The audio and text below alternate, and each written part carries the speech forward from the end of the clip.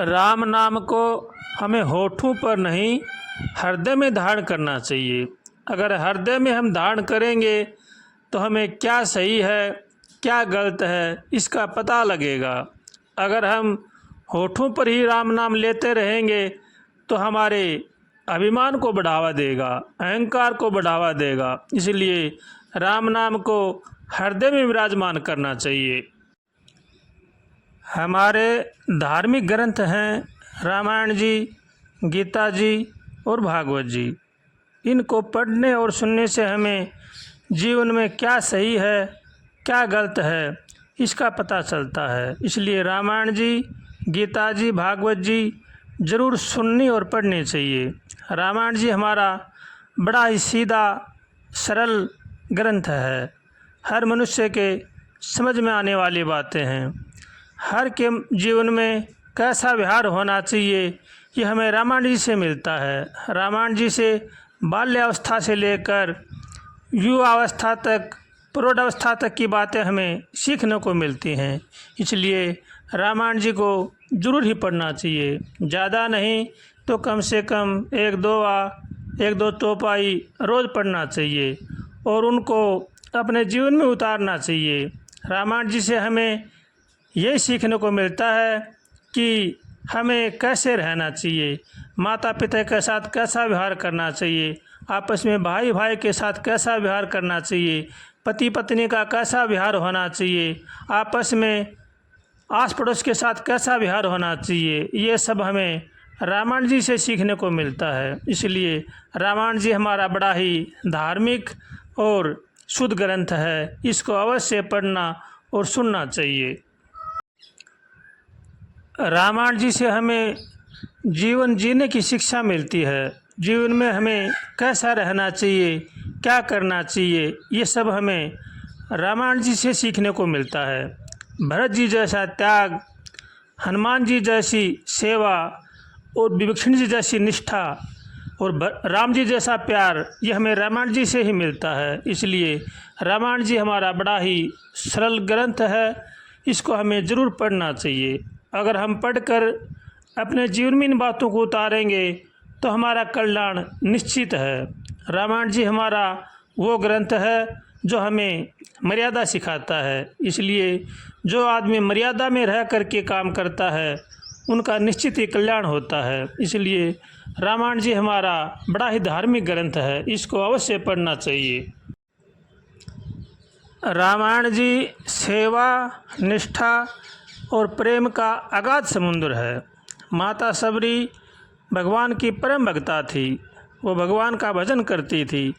गुरु के आदेशानुसार वो भगवान की राह देखती थी। बड़ी निष्ठावान थी। जब भगवान उनकी कुटिया पर आए तो अपना देह त्याग करके वो भगवान के धाम को चली गई। ऐसी निष्ठा हमें रामायण जी से सीखने को मिलती है। रामायण जी बड़ा ही हमारा सरल और सात्विक ग्रंथ है। इसको ज़रूर ही पढ़ना और सुनना चाहिए। रामायण जी की बातों पर अगर हम चलते हैं तो हमारा कल्याण निश्चित है। इसमें कोई भी संदेह नहीं है।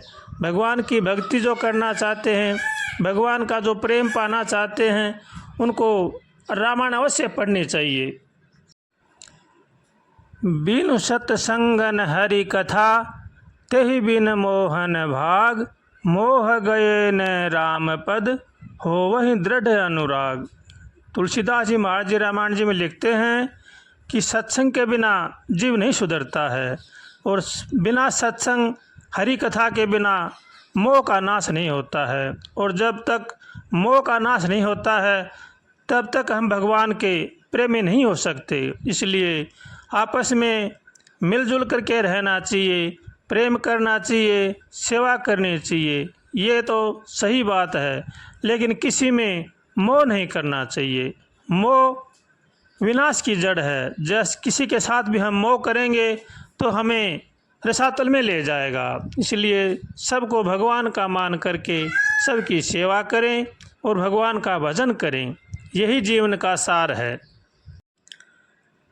काम, क्रोध, लोभ, मोह, अहंकार और राग द्वेष इनसे बच करके भगवान की शरण में होकर के भगवान का भजन करें। राग द्वेष इतना भयंकर है, जिनके भी लग जाता है वो उनका विनाश कर देता है। इसलिए राग द्वेष से बचना चाहिए। ये बहुत ही मोटी बीमारी है। आपस में सबके साथ प्रेम करना चाहिए, सब में भगवान को देखना चाहिए और सबको भगवान का मानना चाहिए। यही मनुष्य मात्र का धर्म है और यही हमें सत्संग सिखाता है। सत्संग जो करते हैं उनको चाहिए कि सत्संग की बातों को अपने जीवन में उतारें। अगर जब तक हम अपने जीवन में नहीं उतारते हैं तब तक चाहे हमें लाख सत्संग करो, कोई फल नहीं मिलेगा। इसलिए जो अपना कल्याण चाहते हैं उनको चाहिए कि हमारा रहन सहन ठीक हो, हमारा खान पान ठीक हो, हमारे आचरण ठीक हों, तो हम सत्संग का लाभ ले सकते हैं। वरना चाहे लाख सत्संग करो, हमें उनका कोई भी फल नहीं मिलेगा। जो अपना कल्याण चाहते हैं उनको चाहिए कि वो भगवान की शरण में रह करके भगवान का भजन करें और जीवन का लाभ लें। भगवान ने बड़ा ही सुंदर अवसर दिया है। ऐसा अवसर बार बार नहीं मिलता है। सत्संग भी भगवान की विशेष कृपा होती है तभी मिलता है। इसलिए सत्संग का लाभ लेना चाहिए और भगवान की शरण में रह करके भगवान का भजन करना चाहिए। श्रीमन्नारायण नारायण नारायण हरि, भजमन नारायण नारायण नारायण हरि। श्रीमन्नारायण नारायण नारायण हरि, श्रीमन्नारायण नारायण नारायण हरि, भजमन नारायण नारायण नारायण हरि।